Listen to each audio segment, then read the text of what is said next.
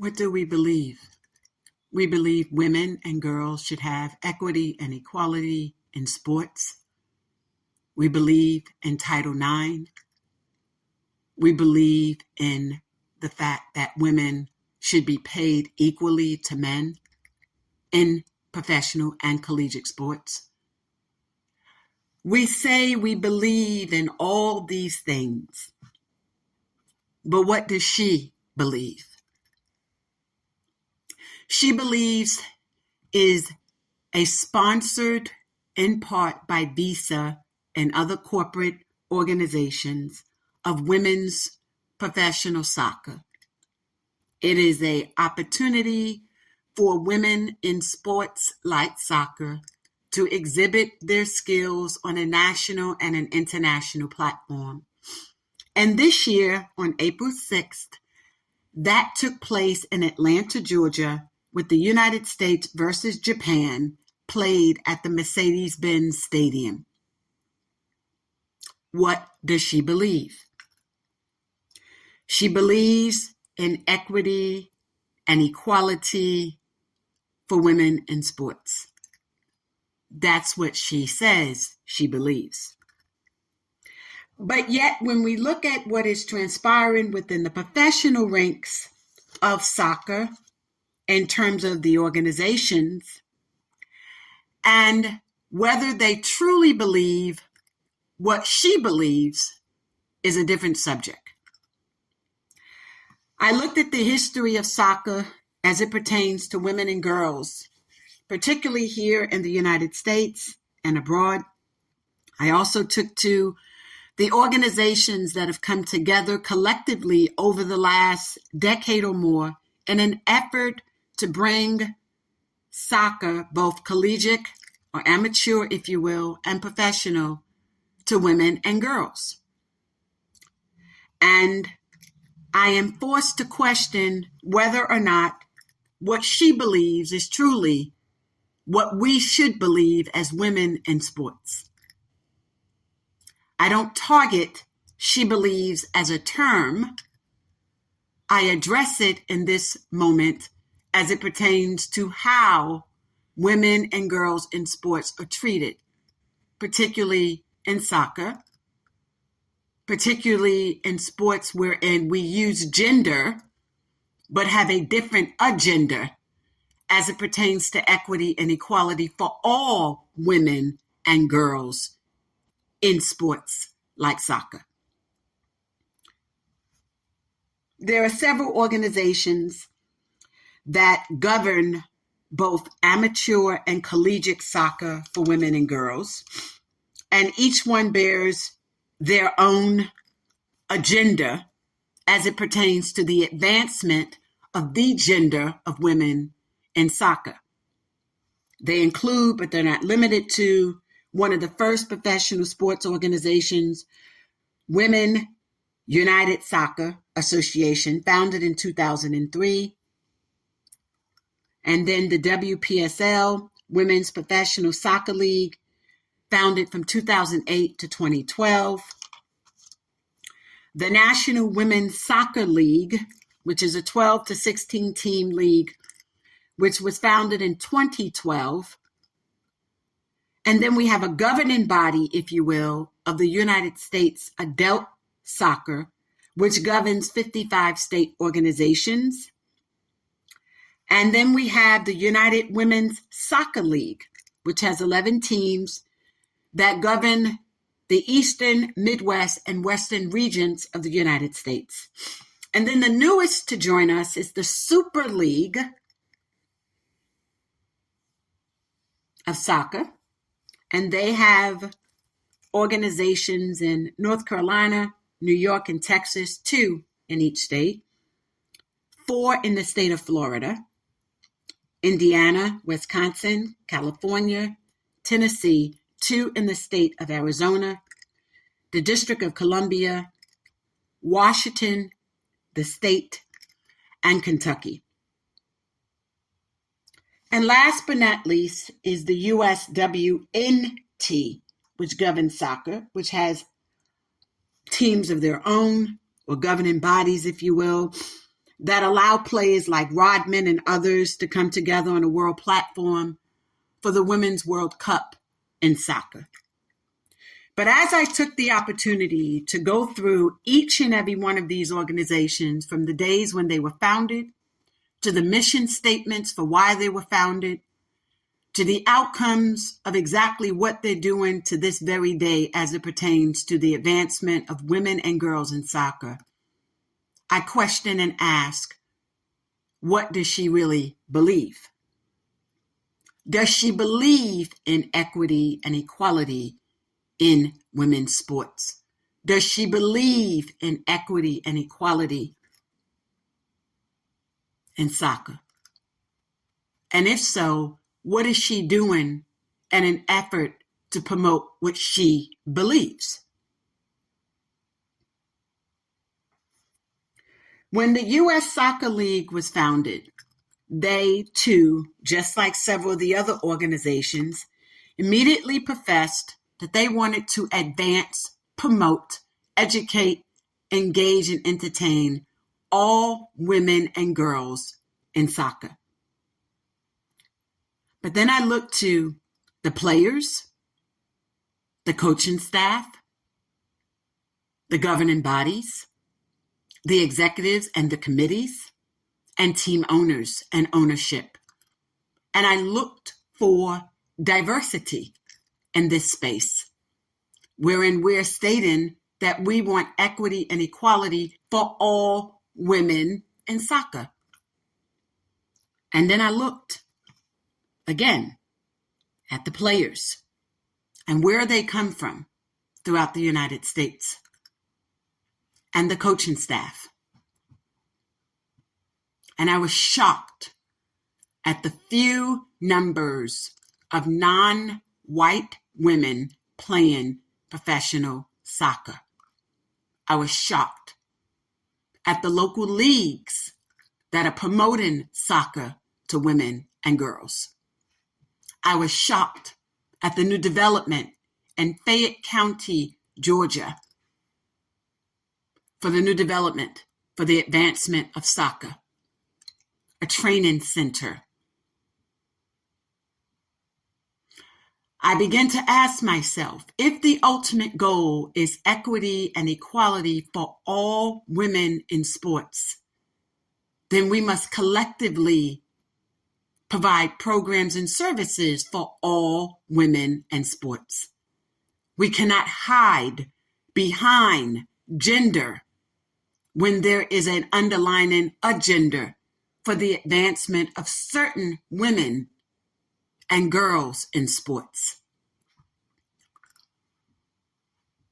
When I think of soccer and the development of the league, the history of these organizations, how some of them started and failed, and why they may have started and failed, I'm compelled to ask myself, is it because they failed to diversify? And I know that that is a dog whistle term, DEI, for some people, diversity, exclusion, inclusion, but it is not for purposes of this program. There is a need for diversity. There are issues of exclusion that warrant inclusion of all people, not simply predicated upon their race, ethnicity, religion, sexual orientation, but rather because wherein we stand on a platform and wherein we're constantly arguing for equality and equity in sports, and wherein we're constantly reminding people that as a gender, we are not receiving the same monies. Even when you look to the Final Four for basketball with the NC2A, for the 2022 data, $19.3 million was secured for these athletes, and the women were forced to divide the 27% from those sales, if you will. The rest went to the men. And everyone made a big to-do about equity gaps in employment, gaps in salary and asking these very women if they would be interested as athletes to present themselves to the media, to present themselves as a reminder to Congress. We also saw that with the NCAA basketball women's tournament, wherein Angel Reese was in some commercials to say to Congress, there is a gap in salary. And so wherein a lot of Black female athletes are used in this space, we're now needing to question if there is an abuse of the misuse of Black faces and Latino faces. When you begin to look at who's coaching, who's the executive and governing bodies, and who own the team, and what opportunities are made available for team ownership within the minority community. When you look at the salary differences with players like Maria Sanchez with the Red Stars at $1.5 million, Sophia Smith, a white female, at $2 million for the Portland Thorn, Crystal Dunn at $1 million, Mallory Swanson at $2 million with the Red Star. She's an African-American, biracial female. And Trinity Rodman at $1.1 million for the Washington Trinity. We know that there is disparity within the ranks of salary. We know that there's a wage gap. But we also know that there are many Black girls and Latinas who can play the game, who are not afforded the same opportunities to play the game. Their communities do not have the funding, the equipment, or the amplification for them to play the game. So what do? When companies like Nike and Adidas promote soccer and sports for women, they do not find themselves in the communities where young Black and Latina girls reside. You can go to any suburban community throughout the United States, be it the 7 southern states, the northern corridor to the West Coast, and you will not find a lot of young Black and Latina girls playing soccer. Why? Most of the conversations that I'm having, even with the public school systems, is as it relates to accessibility, access. And once you have the issue of accessibility addressed, and let me define that further, many of them stating we don't have the green space for these girls to play. Well, I say, okay. And many of them are having to take the girls outside to play. But here's where I take issue. If you have a football field, and we know we do, because there's an excess of 931,000 to 1.2 million football players in a high school in the United States, why therefore can those football fields not be converted, at best temporarily, to accommodate children in those same urban corridors who want to learn how to play soccer? In most countries, if you will, soccer is called football. Okay? That being said, then the next argument, if you will, or justification became accessibility, 1, affordability, 2. Do we have the resources to fund girls' soccer leagues in urban corridors? I suggest and think that you would. We have the resources for football and basketball. We have the resources for softball, which we have similar issues there, but not for this show. So when we want to fund and find funding for programs and services, we find them. So it becomes one of excuses, denial, and justification to assert that one of the reasons why we do not have a growing league among Black Latinas and Latinas, African Americans, respectfully, that group Accessibility has been answered. For almost every high school and urban corridors and rural communities throughout America, there's a football field. Convert them. Make them accessible and available so girls can play soccer. Affordability. I price what the average uniform would cost, and the goals and the nets and the balls. And believe it or not, it's almost 40% less than what it would cost for football and basketball. So we know that it's not about affordability. And then the question was, what about coaching staffs? So wherein we now have an issue of accessibility, the next is affordability, and then it's about accommodation. Who can accommodate these girls to learn how to play? Do we have the coaching staff available to assist these girls because she believes that she can also play soccer, just like her suburban counterparts? So, do we have individuals available who can teach coaching? And what about officials? So those fall under the ambit of what I call accounting. How do we accommodate? Do we have the persons available to accommodate these girls in terms of officiating these games and in terms of coaching these young girls?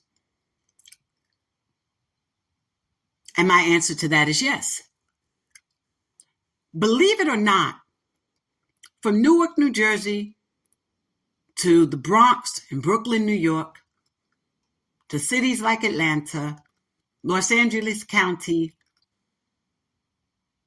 Miami, and so on and so forth, there are people there that know the game of soccer. So what if these organizations who claim that she believes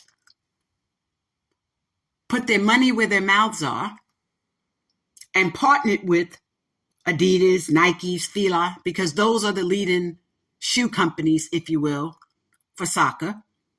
That's not to state that Reebok and others cannot join in, but for now it is dominated by Adidas, Nike, and Fila. For them to step in, to not just simply target Black and Latina girls for basketball, but to also state, we believe in you and your ability to learn the game of soccer. And we're willing to put our money where our mouth is and invest in you. And in doing so, we can help fund a program for officiating. We can help fund a program for coaching. And we can even go so far to sponsor some of the team's uniforms, sneakers, etc.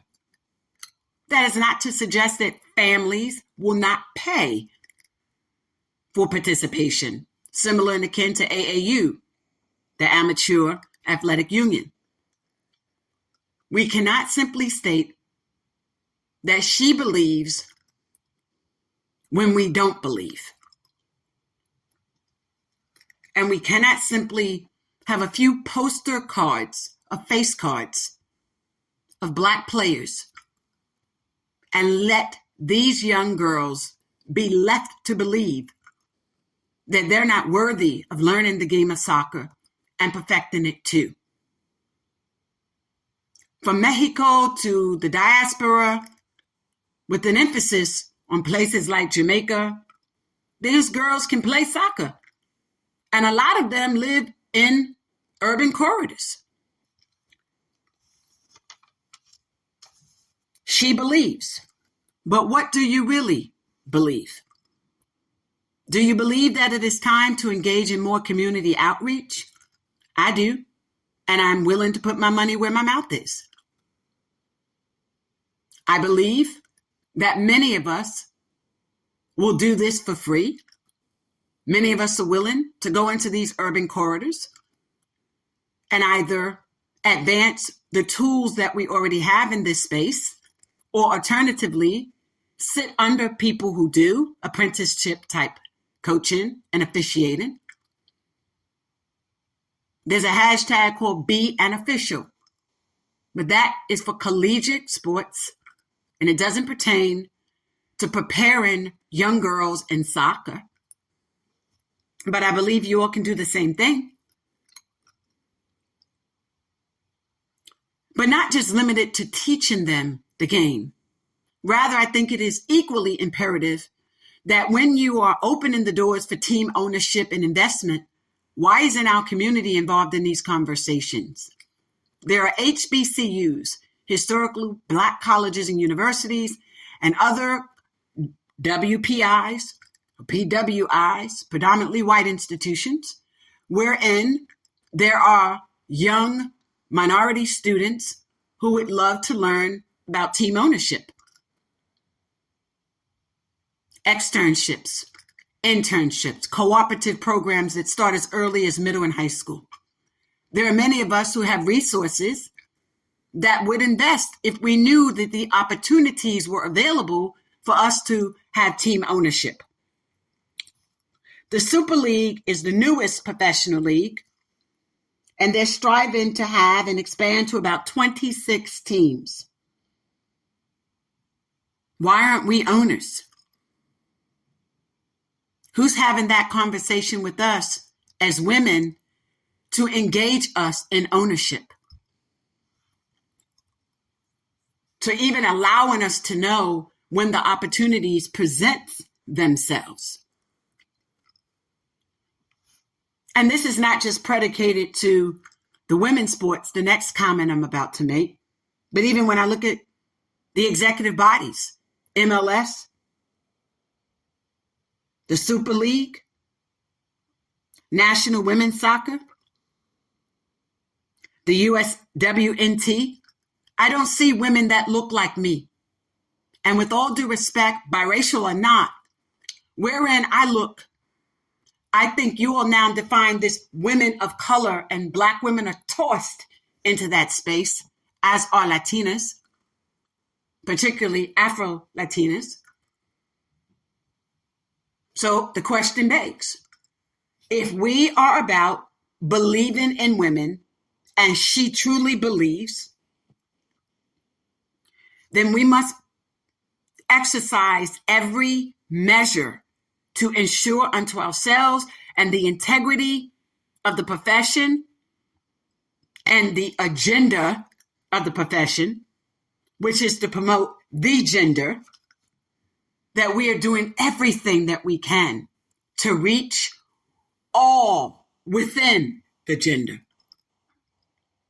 Because what is really happening in professional sports with women is no different than what's happening with the men. And I respectfully state that there's been an advancement among white women, even on the male side of the profession, but very little, if any, progress with African American and Afro-Latinas on the women's side of sports. So when we're inquiring professional leagues about ownership opportunities, why aren't they being made available? And when we look to where you all have strategically set up teams, at first I thought maybe it's predicated upon weather. But then I looked and I asked myself, for the state of Florida, you have 4 in Florida: Fort Lauderdale, Jacksonville, Tampa, and Palm Beach, but not Miami or Tallahassee. And Tallahassee would put you right there on the 95 side, which would put you also in proximity to the southern portion of the state of Georgia, which would also place you in proximity to an HBCU called FAMU, Florida A&M. And Florida A&M University is a prestigious school, has a great program athletically and are known academically, especially in the field of business and journalism and sports management. Miami is a diverse city. Why wasn't that considered? So in terms of the ability to reach a minority population, I look to the fact that you did start one in Brooklyn, but not the Bronx, where there's a strong Caribbean population, like Brooklyn in part, but they play soccer in the Bronx. And they have a lot of green space in the Bronx, a lot more than Brooklyn. And wherein you have access to even constructing and building in the Bronx, it also is right outside of Westchester County and Hudson Valley, and less than an hour's drive from Connecticut. That would have placed you in proximity to a suburban corridor, well-to-do, affluent communities like Scarsdale, Chippewa, New Rochelle, Mount Vernon, and the surrounding areas, Pelham Bay, but also would have put you going up to Greenwich, New Haven, Connecticut. So you would have gotten a great opportunity there. And they have the green space. But you didn't put one there, you put one in Brooklyn, which is already a saturated borough of New York. And yes, you have the arena there if you're going to go indoor. But you have the accessibility, the green space for indoor, outdoor in the Bronx County as well, or even Queens. I look to the development in the places in Texas, where you have two, Fort Worth, Dallas. But then I asked, why not San Antonio? Why not San Antonio? That's another place where there's a strong Mexican American population and Latinas from the various parts of their communities, respectively, from Puerto Rico to Nicaragua to Honduras.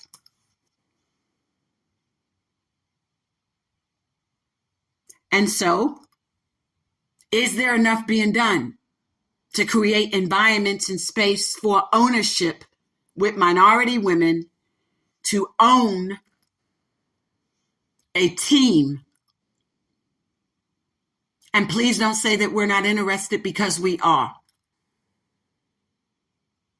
So from community outreach, we must do more if she believes, to offering clinics that include but are not limited to youth services, but educational services and volunteerism that teaches those of us interested in officiating, coaching, and ownership, not just simply how to play the game.